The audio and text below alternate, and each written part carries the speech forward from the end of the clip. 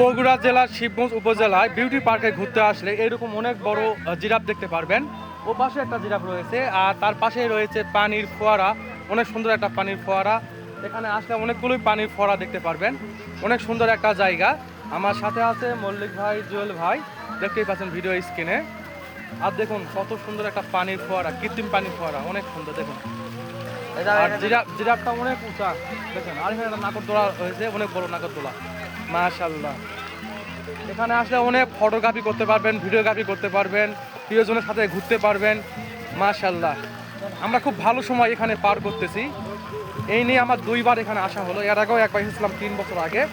এই যে দেখুন কত সুন্দর একটা জায়গা, মাশাআল্লাহ, ওয়াও। অনেক ফটোগ্রাফি করতে পারবেন।